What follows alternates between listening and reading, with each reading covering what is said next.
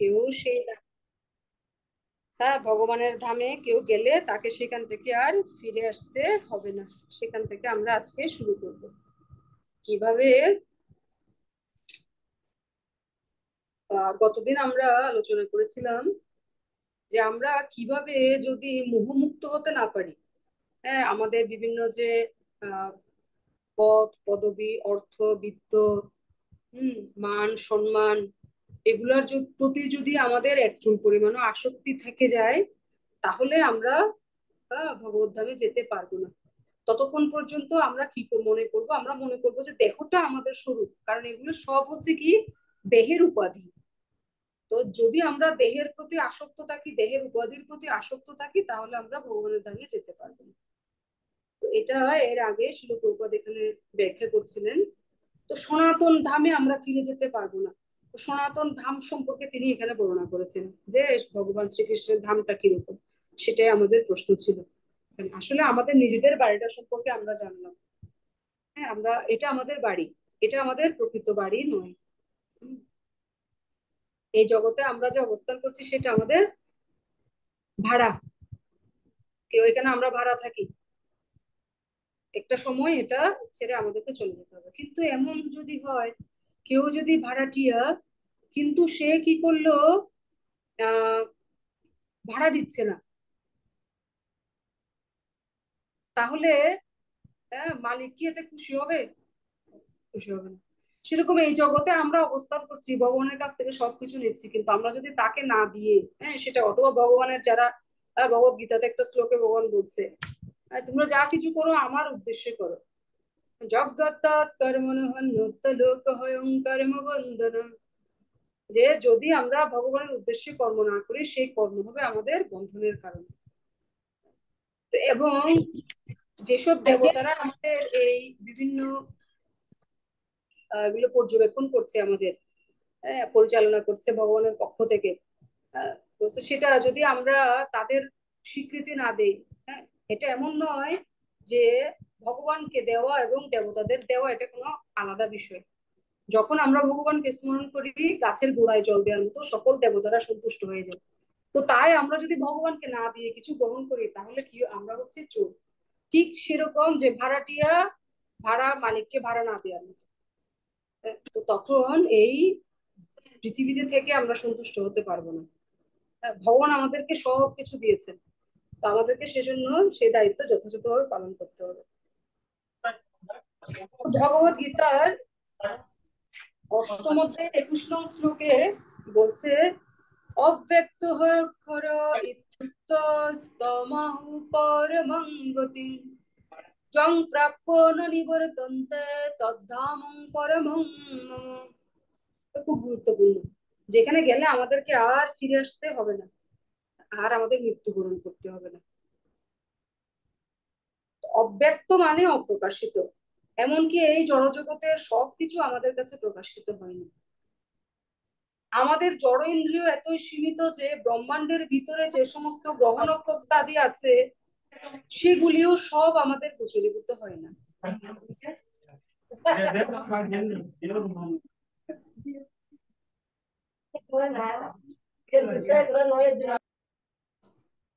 সেগুলো আমাদের গোচরীভূত হয় না। বৈদিক সাহিত্য থেকে আমরা সমস্ত গ্রহ নক্ষত্রের সম্বন্ধে অনেক কিছু জানতে পারি। সেই তথ্য আমরা বিশ্বাস করতে পারি, আবার নাও করতে পারি। বৈদিক সাহিত্যে সমস্ত উল্লেখযোগ্য গ্রহ নক্ষত্রের কথা বর্ণনা করা হয়েছে। বিশেষ বিশেষ করে শ্রীমদ্ ভাগবতে তার বিশদ বর্ণনা পাওয়া যায়। এই জড় আকাশের ঊর্ধ্বে যে অপ্রাকৃত জগৎ রয়েছে, শ্রীমদ্ ভাগবতে তাকে অব্যক্ত অর্থাৎ অপ্রকাশিত বলে বর্ণনা করা হয়েছে।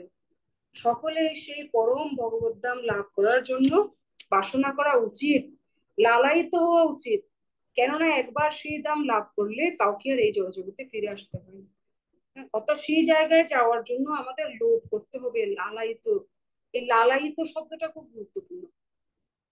যেরকম মায়েরা যখন মনে করে যে নিজের বাবার বাড়ি যাবে, কোনো একটা অনুষ্ঠান হচ্ছে বাবার বাড়িতে, মনে করেন বাবার বাড়িতে কোনো মহোৎসব হচ্ছে, পাশে কোনো বড় মেলা হচ্ছে, তো যাওয়ার জন্য কিরকম হয়, খুব আগ্রহ হয়। হ্যাঁ, যদি ঘর থেকে ঠিকঠাক হয়ে থাকে যে যাব, তাহলে দেখা যায় ওইটা আশা খুব অপেক্ষা করতে থাকে, কখন ওই দিন আসবে, কবে যাব কবে যাব, এরকম। হ্যাঁ, একটু লালায়িত। অথবা কোনো মাতাজির স্বামী যদি বিদেশে অবস্থান করে, অপেক্ষা করতে থাকে যে কখন উনি আসবে, কখন উনি আসবে, অধীর আগ্রহে অপেক্ষা করা। হ্যাঁ, অথবা মনে করে সেই স্থানে যাবে, তাহলে কখন যাবে, কোনো সুন্দর জায়গা, হ্যাঁ, ভালো কোনো মন্দির বা এরকম কোনো জায়গা। তো এটা আমাদের একটা যে আগ্রহ, সেই ভগবত ধামে যাওয়ার জন্য আমাদের সেরকম আগ্রহ হতে হবে। বিষয়ে যে প্রীতি হবে আছে আমার, সেই মধ্যে প্রীতি হোক চলবে তোমার। আমরা তো অত উন্নত হতে পারিনি যে ভগবত ভক্তির মাধুর্যটা বুঝতে পারবো। আমাদের জন্য এই জড়জাগতিক আকর্ষণ গুলা থেকে আমাদের চিন্তা করতে হবে সেরকম। তো প্রভুপাদ যখন বিদেশে গিয়ে ভগবত ভক্তি, ওরা ওরা তো খুব মদ খেত। একজন আসছে, বলছে ভগবত ভক্তি এটা কি? বলছে দেখো, যদি তুমি তো মদ খাও। বলছে হ্যাঁ খুব ভালো। বলছে কেন খাও? বলছে মদ আমার যা স্বাদ লাগে, যা টেস্ট লাগে, হ্যাঁ মদ আমার খুব প্রিয়, এটা খুব সুস্বাদু।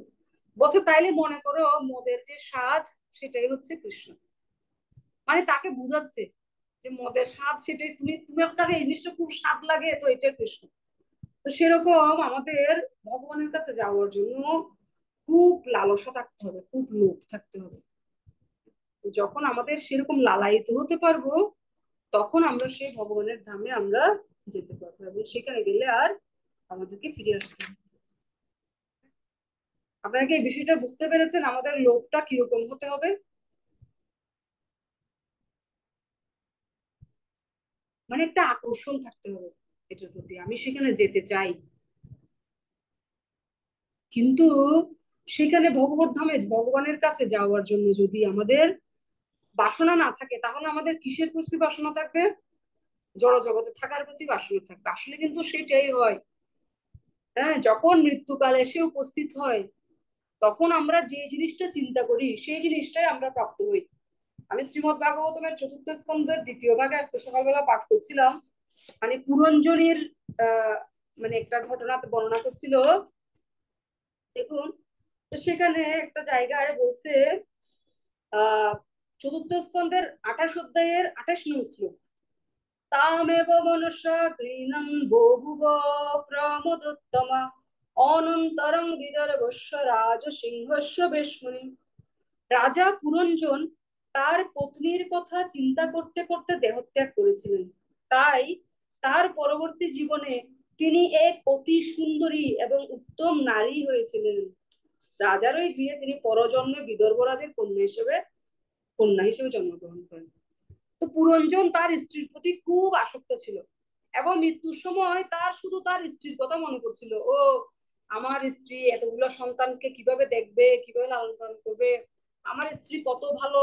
আমি অনেক সময় তাকে মানে অনেক কড়া কথা বলেছি, রাগারাগি করেছি, সে নীরবে সব সহ্য করতো।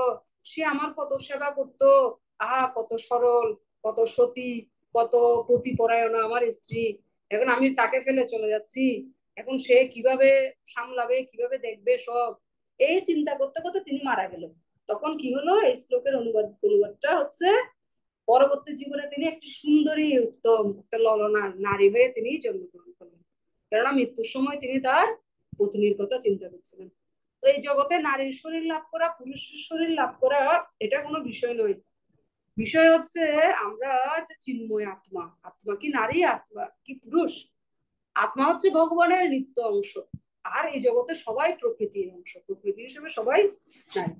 তো এখন আমরা যদি সেই আকাঙ্ক্ষা আমাদের মধ্যে না থাকে, আমরা যদি এগুলো চিন্তা করতে থাকি, হ্যাঁ, আমাদের যে জিনিসটার কথাই চিন্তা করবো, ভরত মহারাজ একটা হরিণের কথা চিন্তা করেছে, সে পরবর্তী জন্মে হরিণ হয়ে জন্ম লাভ করেছে মৃত্যুর সময়।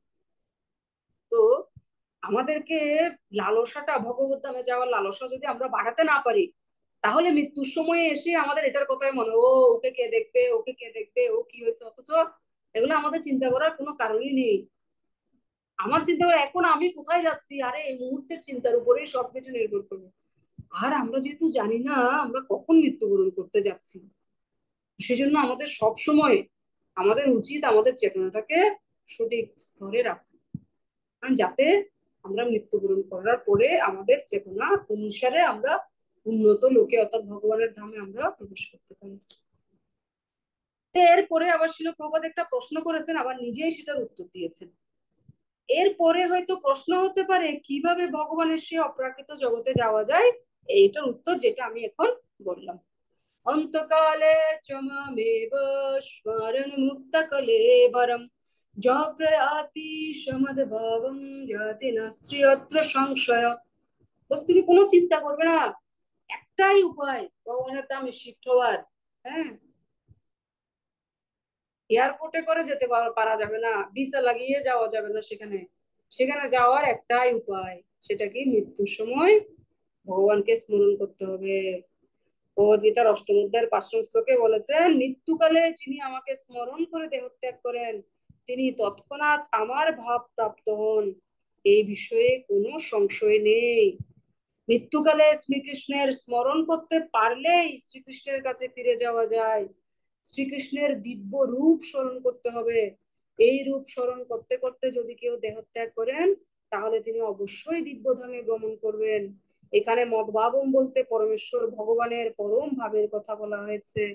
পরমেশ্বর ভগবান সচ্চিদ আনন্দ বিগ্রহ, অর্থাৎ তার রূপ নিত্য জ্ঞানময় ও আনন্দময়। আমাদের এই জড় দেহ সচ্চিদানন্দময় নয়, এই জড় দেহ অসৎ। এই দেহের কোনো স্থায়িত্ব নেই, এই দেহ বিনাশ হয়ে যাবে। এই দেহ চিৎ বা জ্ঞানময় নয়, পক্ষান্তরে এই দেহ অজ্ঞানতায় পরিপূর্ণ।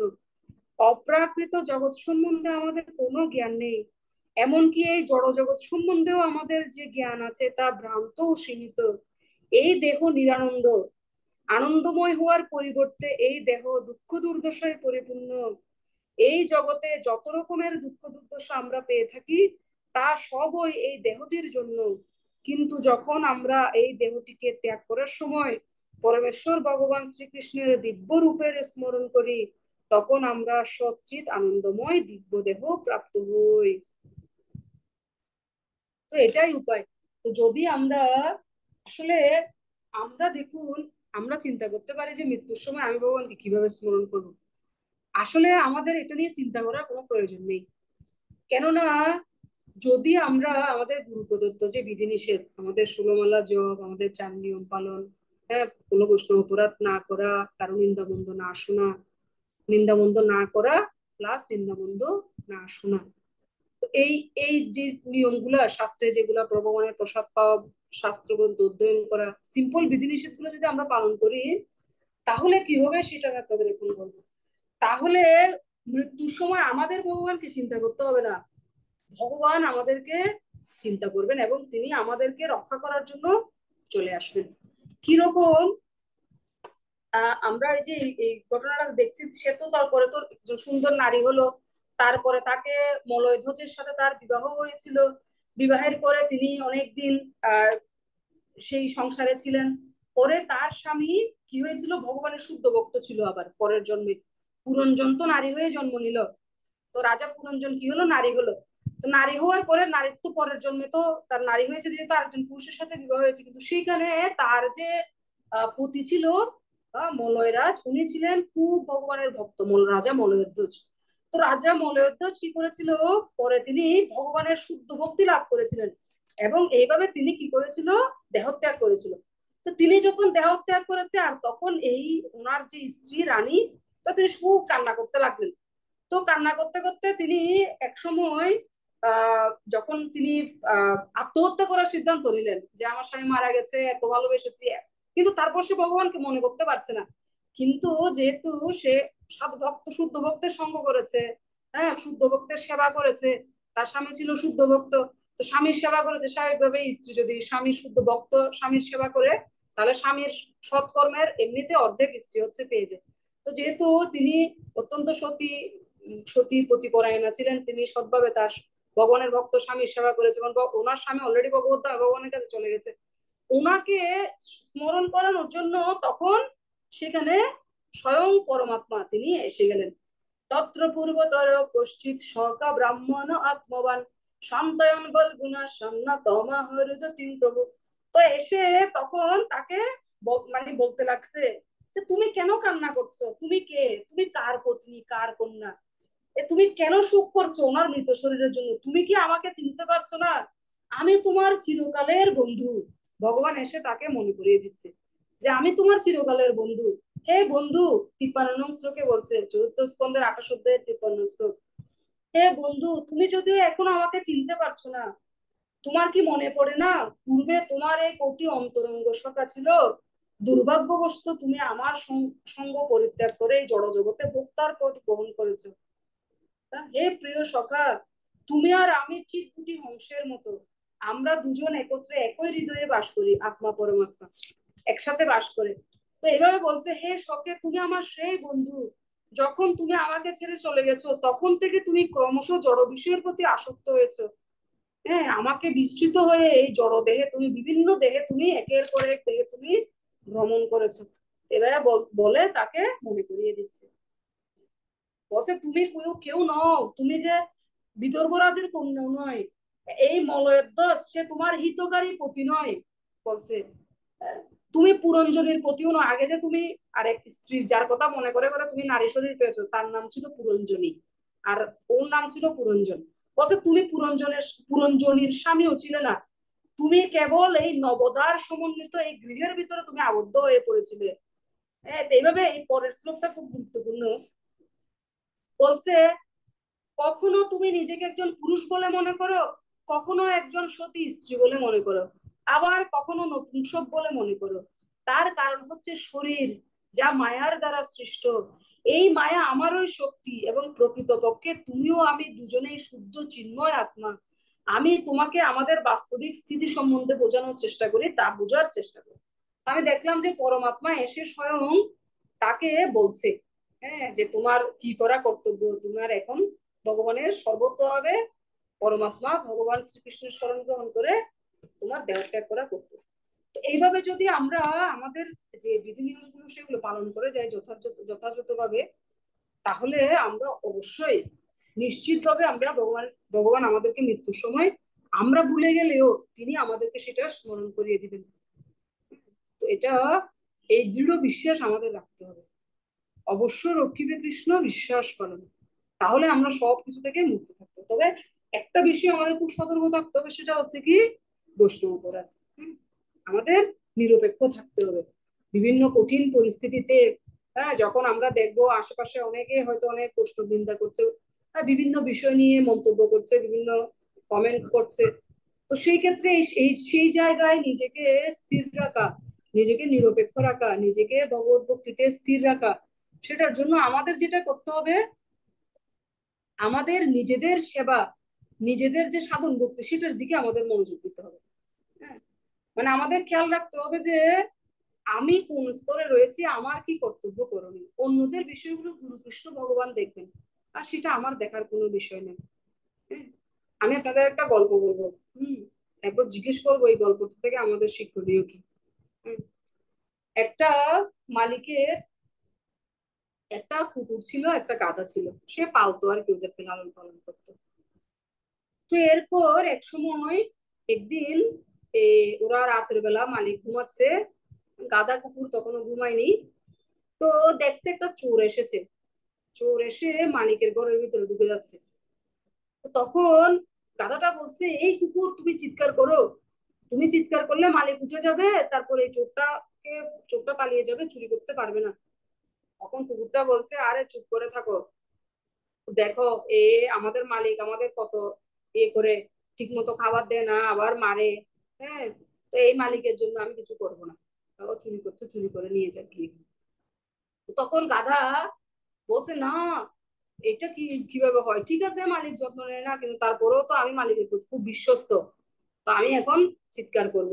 বলে গাধা খুব জোরে জোরে চিৎকার শুরু করে দিল। আর গাধা চিৎকার শুনে চোর তো মানে চমকে গেল, চোর পালিয়ে চলে গেল।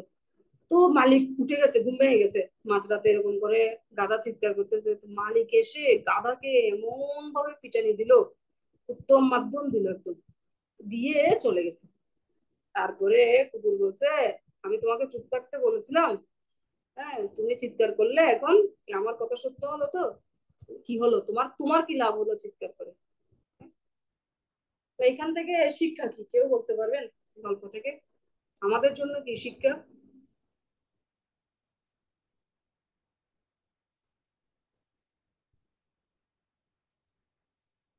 কেউ হাত তুলবেন, এটা বুঝতে পেরেছেন এরকম? প্রিয় দুষ্ট বলুন। হরে কৃষ্ণ মাতাজি, ধন্যবাদ প্রণাম। শোনো, আমি যেটা বুঝছি, আমাকে গাধার মতো হতে হবে, আমার কর্মটা আমার থেকে চালিয়ে যেতে হবে। গাধার মতো হয়ে আমি হবে যেটা বুঝছি। এটা শিক্ষা নয়। গাধার মতো হলে এই যে চিৎকার করলো এবং সে এখান থেকে আঘাত, তাকে মারা হলো, গাধার জন্য এটা ভালো হয়নি। হ্যাঁ, সেটা অর্থাৎ সেটা ঠিক এখান আছে। থেকে শিক্ষা হচ্ছে, যার যেটা কাজ সে যদি সেটা না করে অন্য কাজ করতে যায়, অন্যের কাজ করতে যায়, চিৎকার হ্যাঁ করাটা ছিল মাতুজি, কুকুরের কাজ। এখন আমার ভুল কুকুরের হয়েছে, না বুঝতে করে পারছি এবার। গাধা কি করেছে, কুকুরের কাজটা করতে গেছে। কুকুরের ঠিক আছে কাজটা করতে মাতুজি। গিয়ে গাধা কি হলো, এরকম একটা শাস্তি সে পেল। বুঝতে পারলাম মাতুজি। ধন্যবাদ মাতুজি। হ্যাঁ, সেজন্য আমাদের দেখতে হবে যে আমার কি কর্তব্য, কোনটা আমার কর্তব্য, কোনটা আমার, এদিকে চিন্তা না করলেও চলে। সেজন্য আমাদের যার যেটা কাজ তার সেটা করে যেতে হবে।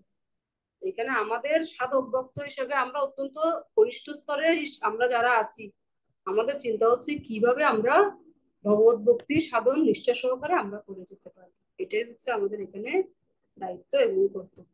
তাহলে গুরুদেবের আশীর্বাদ পাবো, আমরা বৈষ্ণবদের আশীর্বাদ পাবো, আমরা একটা নিরাপদ অবস্থানে থাকবো। হ্যাঁ, সবার আশীর্বাদ নিয়ে আমরা ভক্তি জীবনে এগিয়ে যেতে পারি। তো এখানে যেটা বলছিলাম যে এই এই জগৎ থেকে আমরা অন্য দেহ লাভ করার যে প্রক্রিয়া, এক জগতে আমরা মারা গেলাম পৃথিবীতে, তাহলে সেখান থেকে আমরা আর কোন শরীরটা পাবো, সেই শরীরটা কিভাবে পাবো, সেই কিভাবে সেই সেই জিনিসটা হবে, সেটা একটা প্রকৃতির একটা সিস্টেম আছে। ঠিক যেমন আপনারা এক দেশ থেকে আরেক দেশে যাওয়ার সময় একটা ইমিগ্রেশনের সিস্টেম রয়েছে, সেরকম মৃত্যুর পর আমরা এই দেহটা ত্যাগ করে আরেকটা যে দেহ ধারণ করব, তারও একটা সিস্টেম রয়েছে। সিস্টেমটা বলছে প্রকৃতির নিয়মের দ্বারা নিয়ন্ত্রিত হয়। পরবর্তী জীবনে কে কিরকম দেহ প্রাপ্ত হবে তা নির্ধারিত হবার পরে মানুষ মৃত্যুবরণ করবে। অর্থাৎ আমরা মৃত্যুবরণ করার আগেই ঠিক হয়ে যায় আমরা কি ধরনের দেহ পেতে যাচ্ছি। ঠিক আছে, তো কত গুরুত্বপূর্ণ আমাদের এই প্রস্তুতি নেওয়াটা, পরে আমরা কি ধরনের দেহ পাবো তার। হুম।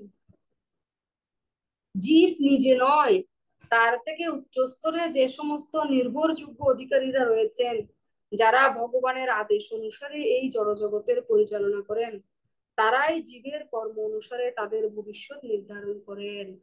আমাদের এই জীবনের কর্ম অনুসারে আমরা ঊর্ধ্বলোকে উন্নীত হই অথবা নিম্নলোকে পতিত হই।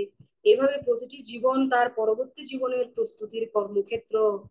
এই জীবনে যদি আমরা জড়জগতের বন্ধন থেকে মুক্ত হয়ে ভগবত ধামে উত্তীর্ণ হওয়ার যোগ্যতা অর্জন করতে পারি, তবে এই দেহ ত্যাগ করার পর আমরা অবশ্যই ভগবানের মতো চিন্ময় দেহপ্রাপ্ত হয়ে ভগবত ধামে যেতে পারবো। এই লাইনটা আপনারা একটু দাগ দিবেন সবাই। এইভাবে প্রতিটি জীবন তার পরবর্তী জীবনের প্রস্তুতির কর্মক্ষেত্র।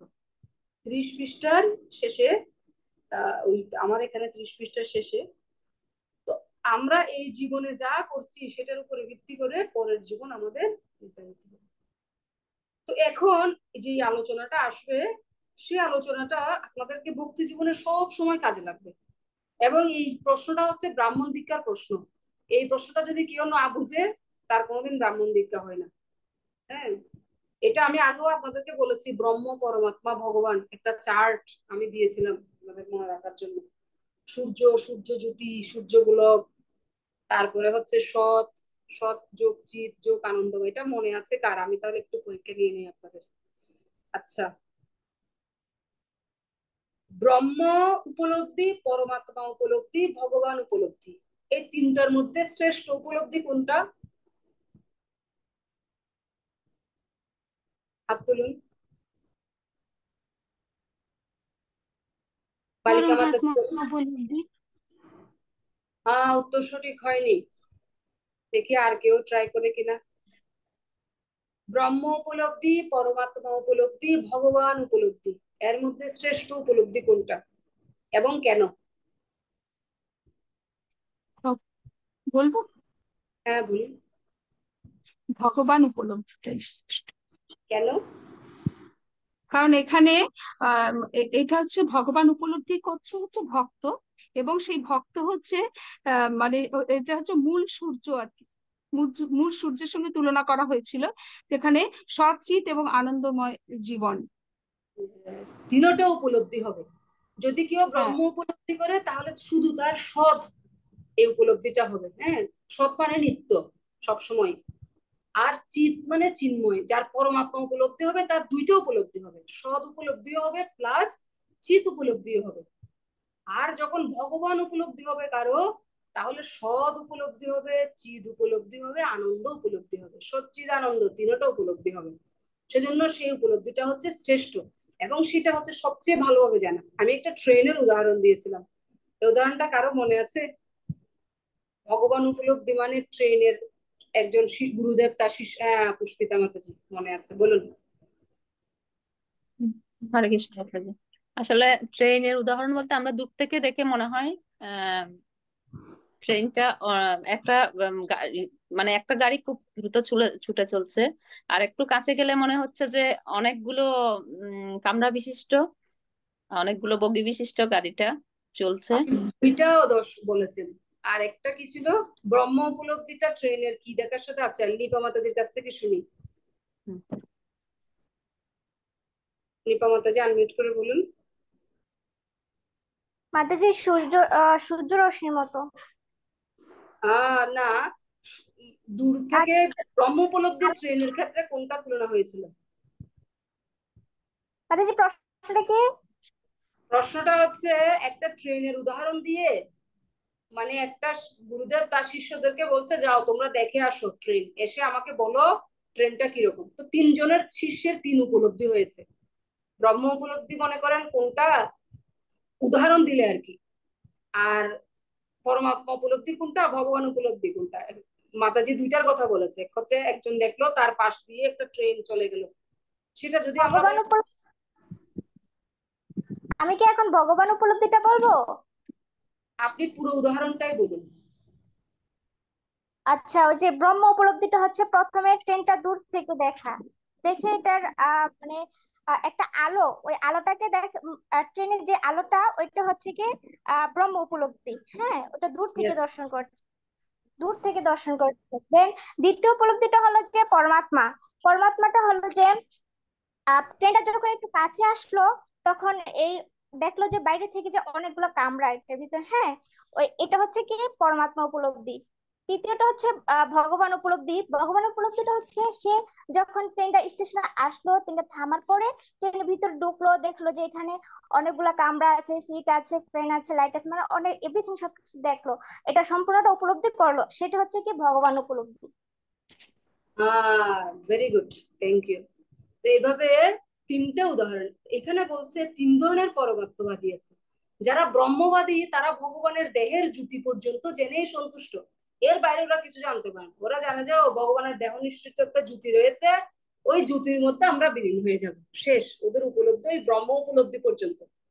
আর যারা পরমাত্মবাদী, এই লাইনটা একটু আপনারা দাগ দিতে পারেন। পরমাত্মবাদী কারা?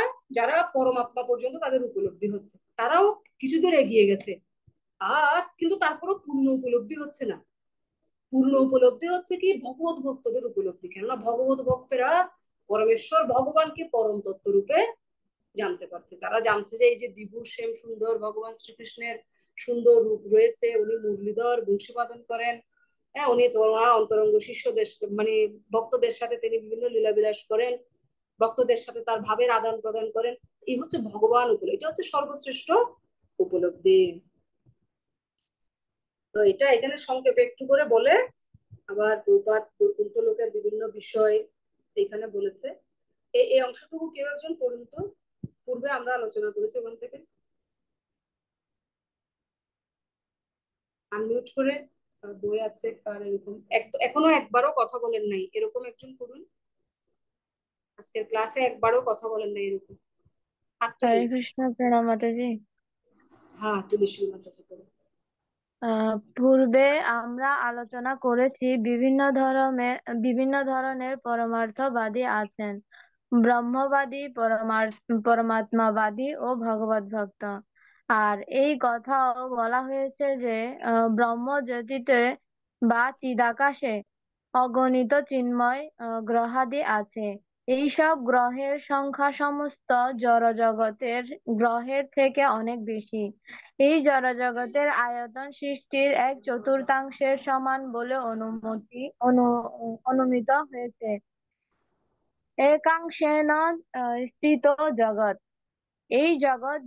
এই জড়জগতের অংশে অগণিত সূর্য, চন্দ্র, গ্রহ, নক্ষত্র সমন্বিত কোটি কোটি ব্রহ্মাণ্ড রয়েছে।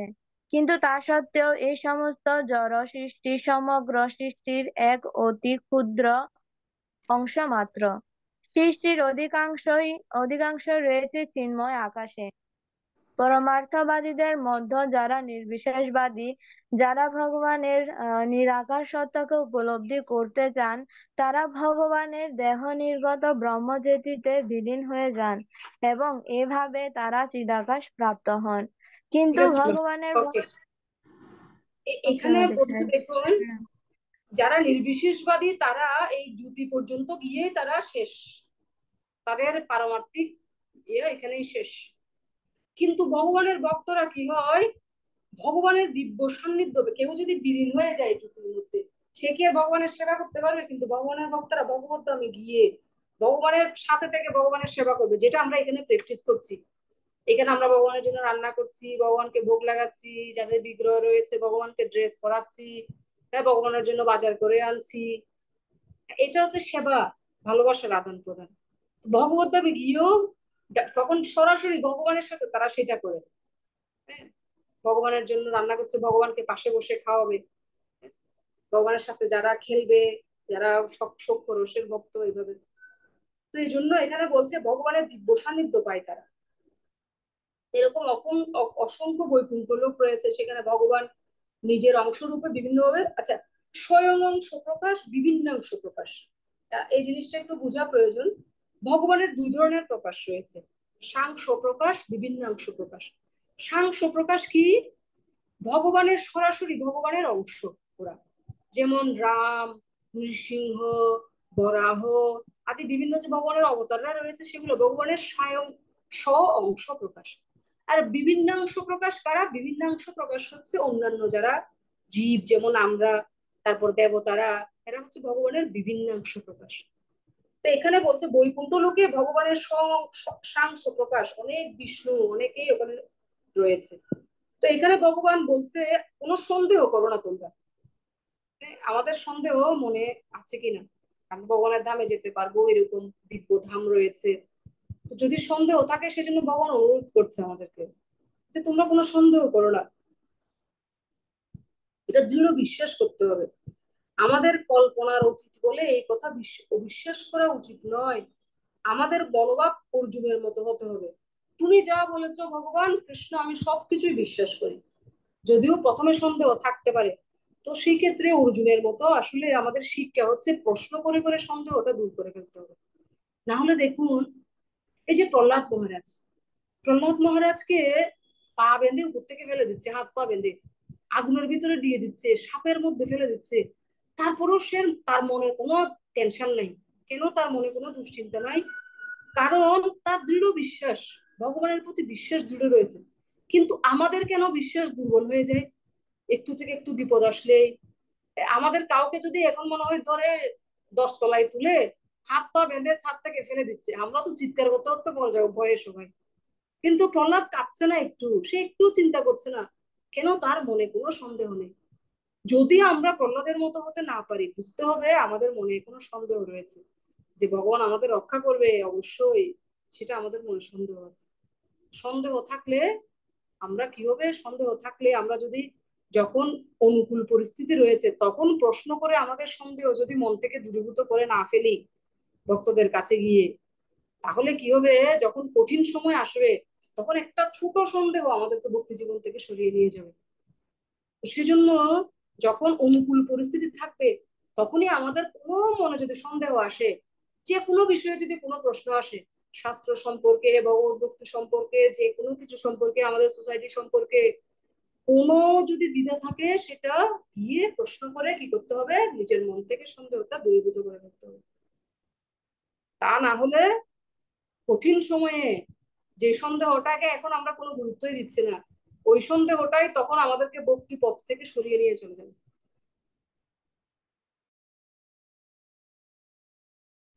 ভগবান বলছে সন্দেহ করো না।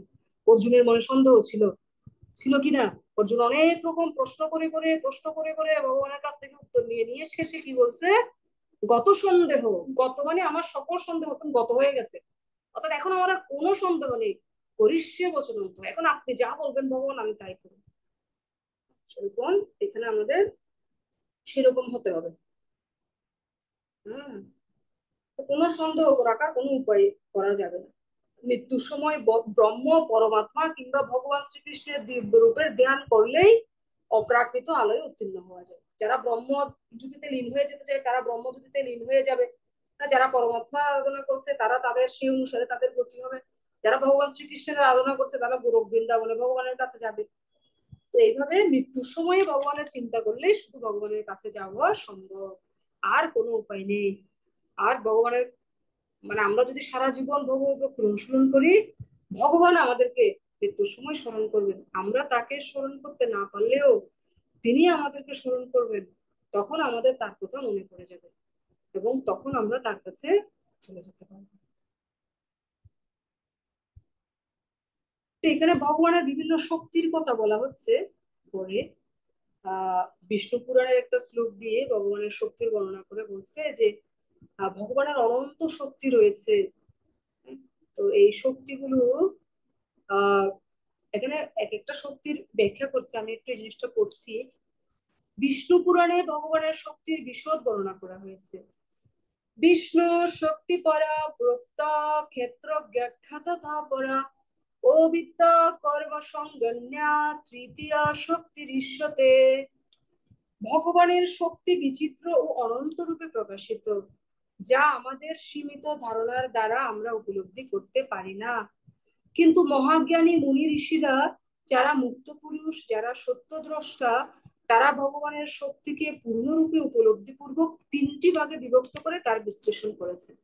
এই সমস্ত শক্তি বিষ্ণু শক্তির প্রকাশ, অর্থাৎ ভগবান শ্রী বিষ্ণুর বিভিন্ন শক্তি। প্রথম শক্তিকে বলা হয় পরাশক্তি বা চিৎ শক্তি। জীবও এই উৎকৃষ্ট শক্তি থেকে উদ্ভূত, সেই কথা ইতিপূর্বে বর্ণনা করা হয়েছে। অপর শক্তিটি জড় শক্তি, তামসিক গুণের দ্বারা প্রভাবিত। মৃত্যুর সময় আমরা এই জড় জগতের তামসিক গুণের দ্বারা আচ্ছাদিত নিম্নতর শক্তিতে থাকতে পারি, অথবা চিন্ময় জগতের পরাশক্তিতে উন্নীত হতে পারি। এখন সেটা নির্ভর হচ্ছে আমাদের আমাদের উপরে। আমরা আমাদের জীবনে হয় জড় বা অপরাশক্তি, নয়তো পরাশক্তির সম্বন্ধে ভাবতে অভ্যস্ত। এখন আমাদের চিন্তা ভাবনাকে অপরাশক্তি থেকে পরাশক্তিতে কিভাবে রূপান্তরিত করতে পারি? খবরের কাগজ, পত্রিকা, উপন্যাস আদি নানা রকম সাহিত্য, বর্তমান সময়ে হলে প্রভুপাদ লিখতো এখানে, ফেসবুক, ইউটিউব, এগুলো আমাদের মনকে জড়শক্তির ভাবনায় ভরিয়ে রাখে। আমাদের চিন্তাধারা এই ধরনের সাহিত্যের দ্বারা আবিষ্ট হয়ে আছে বলেই আমরা উচ্চতর পরাশক্তিকে উপলব্ধি করতে অক্ষম হয়ে পড়েছি। আমরা যদি এই পরাশক্তিকে জানতে বা ভগবত তত্ত্ব জ্ঞান লাভ করতে চাই, তবে আমাদের ভাবনাকে জড় সাহিত্য থেকে বৈদিক সাহিত্যে স্থানান্তরিত করতে হবে। তাই মানুষকে অপ্রাকৃত জগতের সন্ধান দেওয়ার জন্য ভারতের মহান মুনি ঋষিরা পুরাণ আদি বৈদিক শাস্ত্রসমূহ প্রণয়ন করেছেন। এই সমস্ত সাহিত্য মানুষের কল্পনা প্রসূত নয়, এগুলো ঐতিহাসিক বিবরণ। হ্যাঁ, যেমন কেউ যদি বলা থাকে, অনেকে বলে রামায়ণ মহাভারত এগুলো হচ্ছে মিথ, মানে পৌরাণিক কল্প কাহিনী, কল্পনা কল্পনা করে কাহিনী লিখেছে এরকম বলে। অথচ তারা বোকা মূর্খরা এটা দেখছে না যে এখন অযোধ্যা রয়েছে, কুরুক্ষেত্র রয়েছে, যেখানে যুদ্ধ হয়েছে। সে রাম সেতু যেটা শ্রীরামচন্দ্র লঙ্কায় যাওয়ার জন্য বানিয়েছিলেন, এখনো গুগল উপর থেকে দেখলে সেই সেতু স্পষ্ট দেখা যায় সমুদ্রের মাঝখানে। এত প্রমাণ দেখেও তারা বলে যে এগুলো কি কল্পকাহিনী। এখন যদি কেউ এসে বলে পলাশির যুদ্ধ আমি দেখি নাই, 1957 সালে যে পলাশির যুদ্ধ হয়েছে আমি দেখি নাই, আমি এটা বিশ্বাস করি না। হ্যাঁ, তো 1971 সালে যে যুদ্ধ হয়েছে সেটা আমি বিশ্বাস করি না। তো এগুলো হচ্ছে মানে তাকে চিন্তা করতে হবে যে এরকম ইতিহাস শাস্ত্রে এত কিছু লিপিবদ্ধ রয়েছে। হ্যাঁ, যারা পরিবার হারিয়েছে তাদের পরিবার স্বজনরা এখনো রয়েছে, সেই চিহ্ন রয়েছে, ধ্বংসস্তূপ, গোলাগুলির চিহ্ন। তো এগুলো দেখে বিশ্বাস করতে হবে। সেরকম এই শাস্ত্র হচ্ছে প্রমাণ রয়েছে, শাস্ত্রের মধ্যে লিপিবদ্ধ এগুলো ঐতিহাসিক তথ্য, ইতিহাস এখানে লেখা রয়েছে শাস্ত্রের মধ্যে। এগুলো সবগুলো জিনিস বাস্তবে ঘটেছিল। কুরুক্ষেত্রের যুদ্ধে অর্জুনকে যে ভগবান শ্রীকৃষ্ণ উপদেশ বাস্তবে উপদেশ দিয়েছিল, তো কোনো কল্পকাহিনী নয়। এটা আমাদের বিশ্বাস করতে হবে। শ্রী চৈতন্য চরিতামৃতে বলা হয়েছে, মায়া মুগ্ধ জীবের নাহি সত কৃষ্ণ জ্ঞান, জীবের কৃপায় কইলা কৃষ্ণ বেদ পুরাণ। কৃষ্ণ এই যে বেদ এবং পুরাণ এটা সৃষ্টি করেছে আমাদেরকে মনে করিয়ে দেওয়ার জন্য। যেহেতু আমরা স্মৃতিভ্রষ্ট জীব, আমরা যে ভুলে গেছি ভগবানকে, সেটা আমাদের মনে করিয়ে দেওয়ার জন্য ভগবান এই শাস্ত্র গ্রন্থগুলো আমাদেরকে প্রণয়ন করেছে। তো আমরা যদি এখানে আমাদের একটু করার বিষয় রয়েছে, সেটা হচ্ছে কি, আমরা যদি নিজেরা, ভগবান আমাদেরকে একটু স্বাধীনতা দিয়েছে, স্বতন্ত্র কিছু ইচ্ছা দিয়েছে, এখন সেই ইচ্ছা ব্যবহার করে আমাদের ভগবানের দিকে আসতে হবে। সেই ইচ্ছাটা প্রতি মুহূর্তে আমাদেরকে প্রচেষ্টা করতে হবে, সেই ইচ্ছাটাকে ভগবানমুখী করার ব্যবস্থা করার। এখানেই আমাদের আসলে কিছু করণীয় প্রকৃত, যে আমরা যদি কিছু করতে পারি, শুধু এই জায়গাতে আমাদের করার সুযোগটা রয়েছে। আমাদের স্বতন্ত্র ইচ্ছে ব্যবহার করে আপনারা আজকে ক্লাসেও আসতে পারতেন, অথবা একটা সিনেমা দেখতে পারতেন, অথবা কোথাও বেড়াতে যেতে পারতেন, অথবা প্রাকৃতিক দৃশ্য দেখতে যেতে পারতেন। এখানে আমাদের ইচ্ছেটার ব্যবহার, স্বতন্ত্র ইচ্ছা। এটা, এই যে জড় সাহিত্যগুলো আমাদেরকে আসলে এই স্বতন্ত্র ইচ্ছা ভগবতমুখী করার কোনো সুযোগই আর দেয় না, সুযোগই দেয় না, প্রতি মুহূর্তে মনকে বিচলিত করে রাখে। এটা আমি নিজে প্র্যাকটিক্যালি উপলব্ধি করেছি। আমি যখন আমার ফেসবুকটা অফ করেছি, ফেসবুক ইউটিউব দুটো অফ করেছি, তো আমি হঠাৎ করে দেখছি যে আমার আগের যে চিন্তা চেতনা এবং পরের যে চেতনা, সেটার মধ্যে একটা পার্থক্য তৈরি হয়েছে। পার্থক্যটা কিরকম, যে আমি এখন কিছু জিনিস গভীরভাবে চিন্তা করতে পারছি। অন্য সময় মানে হাতে মোবাইলটা নিয়েই যে বিভিন্ন বিষয়, বিভিন্ন নিউজ, ভগবত ভক্তির বিভিন্ন অনেকগুলো পোস্ট তো আছে, হয়তো সেদিকে সেদিকে চোখ যেত, কিন্তু এখান থেকে ভালো দিক রয়েছে, কিন্তু খারাপ দিকও রয়েছে। যেহেতু আমরা জড় চেতনা সম্পন্ন, আমাদের চেতনাটা কলুষিত হতে বেশি সময় লাগে না। যারা উন্নত মহাত্মা, তাদের জন্য এই ঝুঁকিগুলো ঠিক আছে, তারা এই ঝুঁকিগুলো নিতে পারে।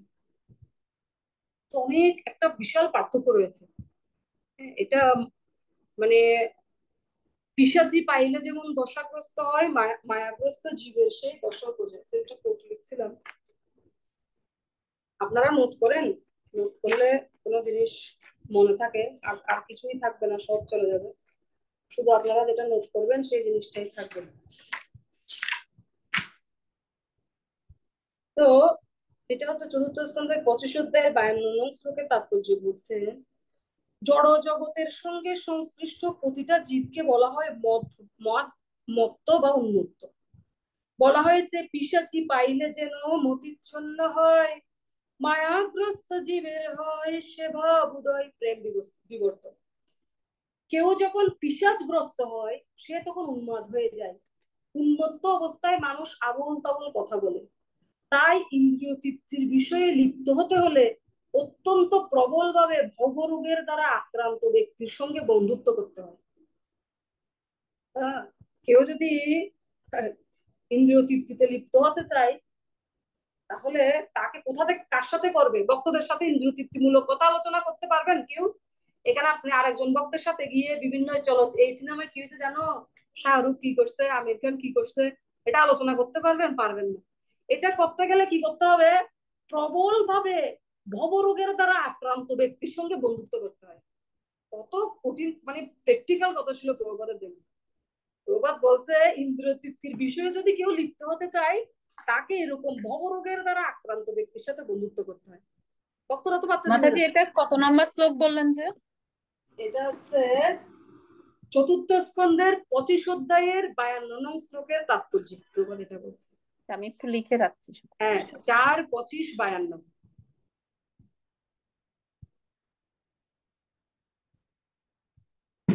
এখন স্বতন্ত্র ইচ্ছার দ্বারা আমাদের ঠিক করতে হবে, প্রত্যেকে নিজেদের জীবনে ইন্ট্রোস্পেক্ট করতে হবে, আমার কোন জিনিসটা আমাকে ভগবত ভগবত চিন্তা থেকে দূরে সরিয়ে নিচ্ছে, আমার স্বাধীন ইচ্ছার অপব্যবহার করাচ্ছে। যত আমরা সেই ইচ্ছাটাকে ভগবানের সাথে দিতে পারবো, ভগবানের সাথে যুক্ত করতে পারবো, ততই আমাদের সেখানে পারমার্থিক মঙ্গল। হ্যাঁ, আমি আপনাদেরকে আজকে যে বিষয়গুলো বলেছি, কোনো কথায় যদি আপনাদের মনে হয় করা বা কঠিন বলেছি, আপনার মনে কষ্ট পান তাহলে ক্ষমা করে দেবেন। আমি আসলে যে কথাগুলো বলেছি এগুলো আমার নিজের জীবনেও প্রয়োগের জন্য বলেছি। তো আমি আজকে এখানে সমাপ্ত করব। আপনাদের যদি কোনো প্রশ্ন থাকে আপনারা করতে পারেন।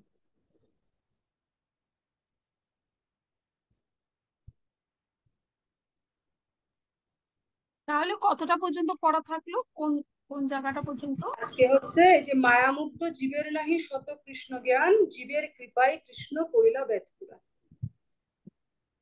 এটার পর থেকে আমি এতটুকু? হ্যাঁ আচ্ছা, এতটুকু পর্যন্ত বলা। তুলসী মাতাজি বলুন। কৃষ্ণ মাতাজি, আমার প্রশ্ন না, এমনি ওই আপনি একটা বললেন না গাধা ও কুকুরের গল্প থেকে শিক্ষা, ওটা আমি পুরোপুরি লিখতে পারিনি শিক্ষাটা, ওটা একটু বললে ভালো হতো। এখানে গল্পটা তো বুঝেছেন। হ্যাঁ। এখানে শিক্ষা হচ্ছে যার যেটা কাজ সে যদি সেই কাজ না করে আরেকজনের কাজ করতে যায় তাহলে তাকে মার খেতে হবে।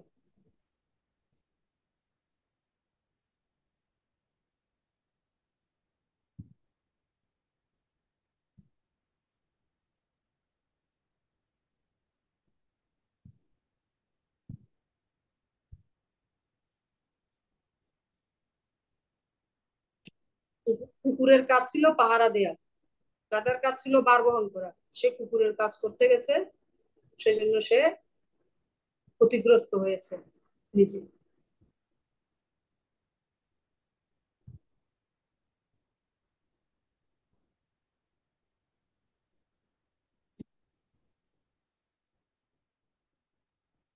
এটা আমি বলেছিলাম তারপরে কিভাবে। তারপরে কি এটাই তারপরে কি এটাই যুক্ত করতে হবে যে সেইভাবে আমাদেরও কাজ ভগবানের সেবা করা, তাই আমাদের ভগবানের সেবাটাই করতে হবে নাকি? মানে সাধনার ক্ষেত্রে বলেছি, মানে আমরা যদি আশেপাশে অনেক কিছু দেখি যেটা আমাদের বিচলিত করছে সেগুলোর পিছনে আমাদের কোনো মনোযোগ না দিয়ে আমাদের নিজের সাধনার দিকে মনোযোগ দিতে হবে।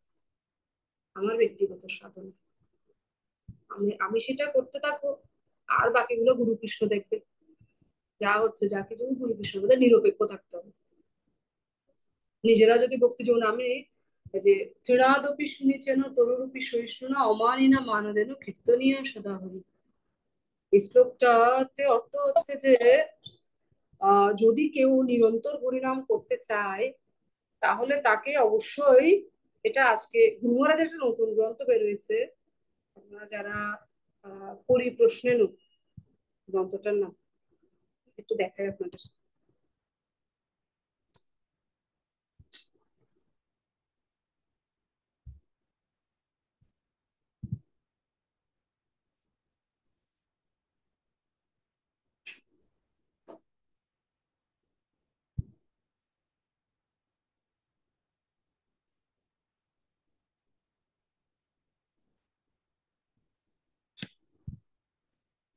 এই দেখুন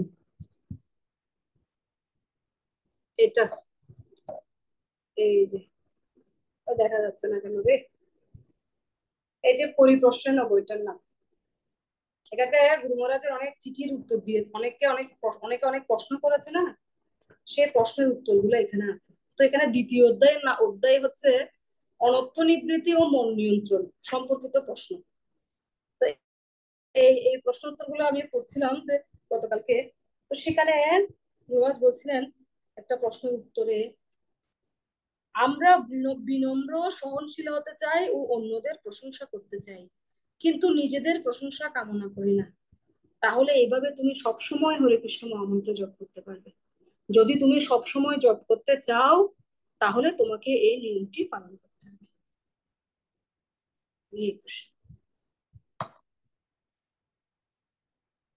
ঠিক আছে, আর কোনো প্রশ্ন নেই দেখছি। তো আগামী সপ্তাহের জন্য আপনাদের একটা পড়া এখানে দিই, সেটা হচ্ছে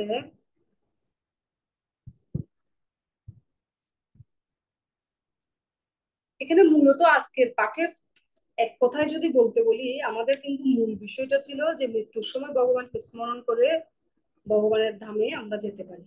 মৃত্যুর সময় ভগবানকে স্মরণ করলে ভগবানের ধামে আমরা যেতে পারি। এবার আমি একটা পার্সোনাল অ্যাপ্লিকেশনের প্রশ্ন দিব আপনাদের কাছে। কিছু প্রশ্ন আসবে ভক্তিশাস্ত্রীতে আপনারা দেখবেন যেখানে ব্যক্তিগত প্রয়োগ, বলবে আপনাদেরকে যে এখানে আপনার জীবনে এটা কিভাবে প্রয়োগ করবেন, সেটার উত্তর কিন্তু এখানে কোথাও পাবেন না, গ্রন্থে পাবেন না। সেটা আপনাদের নিজেদের থেকে, নিজেদের মনে কি আসছে সেটা থেকে লিখতে হবে। তো আজকে আমি আপনাদের যে প্রশ্নটা দিব সেটা হচ্ছে ব্যক্তিগত প্রয়োগের প্রশ্ন। তো ব্যক্তিগত প্রয়োগটা কিরকম যে আহ প্রত্যেকের উত্তরটা আলাদা হবে, যে মৃত্যুর সময় কিভাবে আমি ভগবানকে চিন্তা করতে পারি। ঠিক আছে? এজন্য আমার কি করা উচিত, মৃত্যুর সময় ভগবানকে স্মরণ করার জন্য আমার কি করা উচিত, এই প্রশ্নটা ভেবে নিব। মৃত্যুর সময় ভগবানকে স্মরণ করার জন্য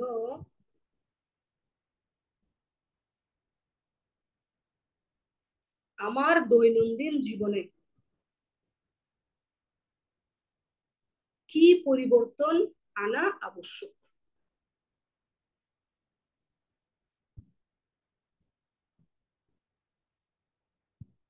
কেউ লিখেছেন একটু বলুন তো।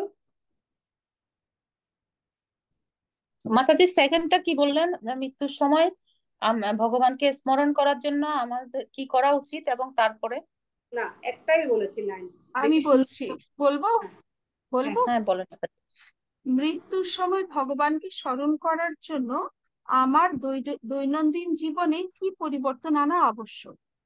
গুড, ইয়েস, পারফেক্ট, এটাই। এই হচ্ছে প্রশ্ন, মাতাজি গ্রুপে লিখে দিবে। লীলা রানী মাতাজির কি কোনো প্রশ্ন আছে?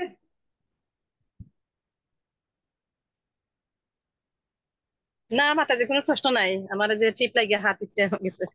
ওকে, ঠিক আছে, তাহলে আমরা আজকে এখানে সমাপ্ত করছি। আপনাদের সাথে দেখা হবে আগামী সোমবার, নয় আগামী সোমবারের পরের সোমবার। হ্যাঁ, আচ্ছা মাতাজি, আর একটা কথা বলি, ওই যে আপনি যে চতুর্থ স্কন্ধের 25 অধ্যায়ের কথা বলছিলেন, ওইটা একটু একটু বলতে পারবেন না? আপনার সময় হবে একটু হ্যাঁ, ওই বলতে পারবো। জায়গাটা? হ্যাঁ, কোনটা? ওই জায়গাটা কি বলছিলেন? ওই ওই যে 52 নম্বর শ্লোকে ওই যে লাস্টে যে কথাটা বলছিলেন, এটা একটু মিস করেছি আমি আর কি। আপনি আচ্ছা, বলছিলেন না, এটা একটু নোট করবেন আপনারা, এটা। ওকে, আমি বলছি। এটা হচ্ছিল যে মানে কেউ, মানে একটা প্রেম বিবর্তের একটা উদাহরণ দিয়েছেন শিল প্রভুপাদ। পিশাচি পাইলে যেন মতিচ্ছন্ন হয়, মায়াগ্রস্ত জীবের হয় সেভাব উদয়। তো কোনো মানুষকে যদি কোনো পিশাচি পায়, তাহলে সে এমন কিছু কাজ করে, সেটা মানে উদ্ভট রকম আর কি কাজ। তো সেরকম কেউ যখন মায়াগ্রস্ত হয়, তখন কি করে মানুষ আবুল তাবুল কাজ করতে থাকে।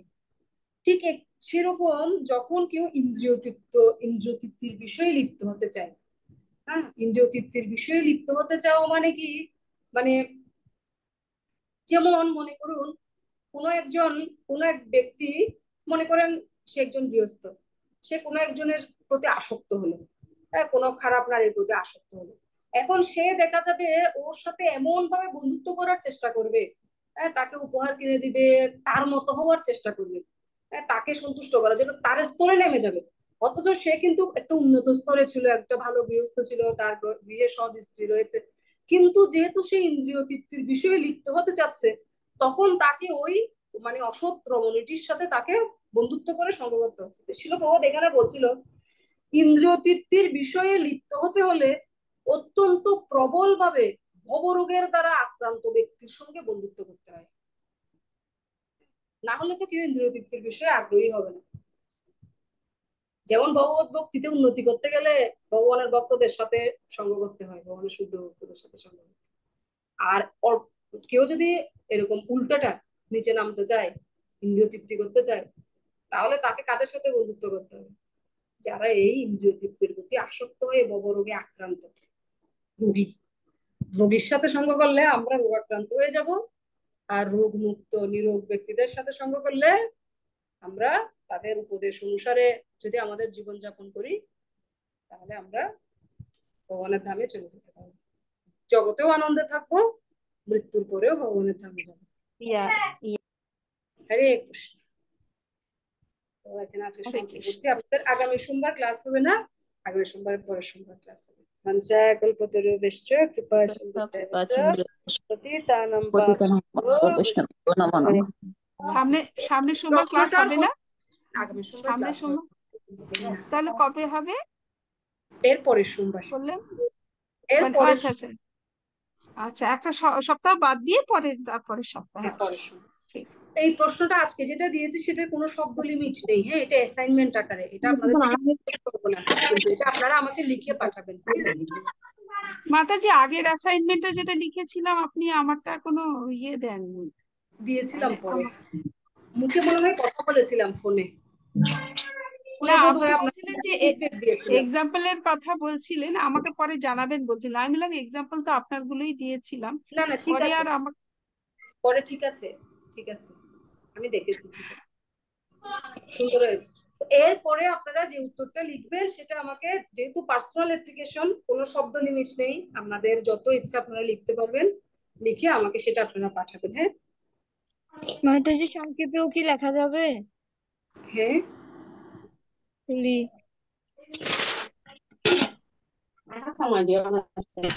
মাতাজি, বলছে মাতাজি, তুলি মাতাজি বলছেন যে আমি সংক্ষেপে কি লিখতে পারি, সংক্ষেপে কি লিখতে হ্যাঁ পারি, এটা সংক্ষেপে জিজ্ঞেস লিখতে পারবে, সংক্ষেপে লিখতে পারবে, এটা দৈনন্দিন জীবনের প্রয়োগ তো, নিজের মনোভাবটা বিস্তারিত লিখে সেটা ভালো।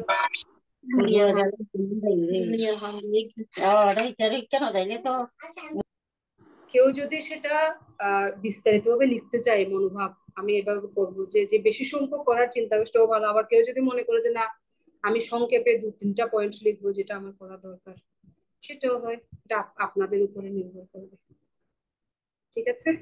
তাহলে আমাদের হরে কৃষ্ণ, সময়মতে ঠিক, এটা হ্যাঁ লিখে কি আপনি দেবো হ্যাঁ দেবো? হ্যাঁ আমাকে দিয়ে দিবেন, হোয়াটসঅ্যাপে আমাকে দিবেন, আমি আচ্ছা ঠিক আছে। আপনাদের গতবার যেমন ফিডব্যাক দিয়েছিলাম সেরকম ফিডব্যাক দিব, তবে অনেক কম আসে, যেহেতু 1 সপ্তাহ পরে ক্লাস হচ্ছে, আপনারা অনেকদিন সময় পেয়েছেন, আমি আশা করবো যে আপনারা প্রত্যেকে দিবেন, লিস্ট এখন যতজন আছেন এই 18 জনের প্রত্যেকে দিবেন, ঠিক আছে? আপনারা যদি নিতান্ত মনে করছেন যে না আমি লিখতে পারছি না বা এরকম, বা লিখতে সমস্যা, বানান ভুল, এর ধরনের কোনো, এটা কোনো বিষয় নয়, আমি বুঝে নেব আপনাদের মনোভাবটা কি, হ্যাঁ কোনো অসুবিধা নেই, ঠিক আছে? আর আপনারা বক্তৃতাশ্রী ক্লোজ যখন করবেন তখন আপনাদের অনেক লিখতে হবে কিন্তু, তো এখন থেকে যদি আপনারা অভ্যাস না করেন, তা আপনাদের ভুলগুলো তো আমি ফিডব্যাক দিচ্ছি, হ্যাঁ এটা কিন্তু আপনাদের কোনো নম্বর কমছে না, কিছু না, কিন্তু আপনারা জিনিসটা শিখতে পারছেন, কোথায় ভুল হচ্ছে, কোন জিনিসটা লিখলে নম্বর ভালো পাওয়া যায়, তো এই সুযোগটা কেন নিবেন না? তো আশা করছি আপনারা এই সুযোগটি গ্রহণ করবেন। হরে কৃষ্ণ, জগৎগুরু শিল প্রভুপাদ কি জয়, সমবেত গৌর ভক্তবৃন্দ কি জয়, নিতাই গৌর প্রেমানন্দে, হরি হরি, হরে কৃষ্ণ, জয় শিল প্রভুপাদ।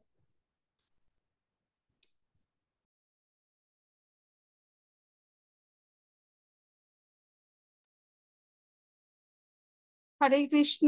সকলে আছেন? সবাই বেরিয়ে গেছেন?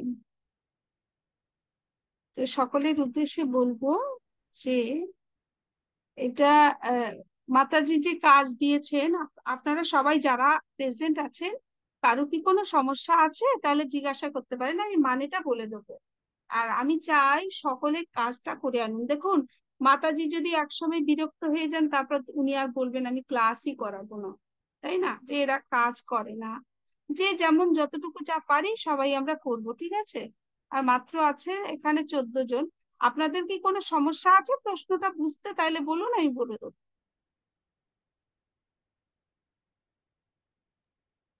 মাতাজি কারো প্রশ্নটা একটু সমস্যা? আগে আগে বলতে দিয়ে দিন। আগে আগে কেন? এখন তুমি লেখনি প্রশ্নটা? না, পুরোপুরি এখন লিখতে লিখেছো? পারিনি আমি। তা লেখো, আমি বলে দিচ্ছি, লিখে নাও তোমরা, আমি ডিকটেট করছি, লিখে নাও। আমি গ্রুপে দিই, আসলে আমার হাজারো কাজ তো আমার মনে থাকে। লিখে নাও তোমরা যারা লেখনি, আমি বলছি আস্তে আস্তে। বলছে বলুন। মৃত্যুর সময়, লেখো মৃত্যুর সময়, সবাই লিখুন, যারা যারা লেখেনি লিখে নিন। মৃত্যুর সময় ভগবানকে স্মরণ করার জন্য, লিখছে সবাই? মৃত্যুর সময় পূরণ ভগবানকে করার স্মরণ জন্য করার জন্য আমার দৈনন্দিন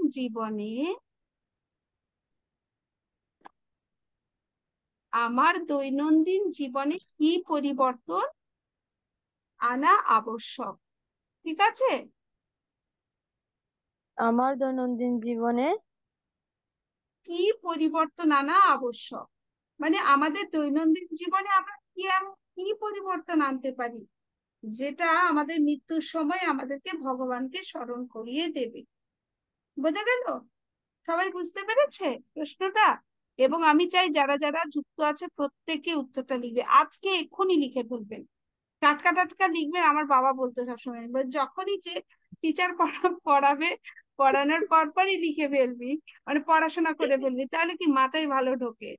তো এখনই আমরা শুনেছি, তো এক্ষুনি লিখে ফেলুন সবাই চটপট করে করে, তাহলে দেখবেন লিখতে ভালো হবে লেখাটা। আর এটা ফেলে রাখলে কিন্তু ভালো হবে না লেখাটা। আমি চাইছি, আমি নিজেও এখনই লিখবো, চেষ্টা করব। ঠিক আছে? বোঝাতে পারলাম যে আমরা আমাদের দৈনন্দিন জীবনে এমন কি করতে পারি যে কাজটার দ্বারা, মানে একটা কাজ না, অনেক হতে পারে, অনেক অনেক কাজ, কি কি কাজ করলে আমাদের ভগবানকে মৃত্যুর সময় আমরা স্মরণ করতে পারবো। ঠিক আছে? এতটা ভেঙে বলে দিলাম। ঠিক আছে, এবারে নিজের মতো করে একটু লিখতে হবে আর কি। ওকে, লিখে ফেলুন সবাই। ঠিক আছে, তাহলে এবার আমি জুম বন্ধ করে দিই। আর কারো প্রশ্ন নেই? সবাই লিখবেন কিন্তু যারা যারা আছেন। মাতাজি কিন্তু রেগে গেলে ভক্তি শাস্ত্রী ক্লাস বন্ধ হয়ে যাবে, তারপরে বুঝতে পারবেন তখন।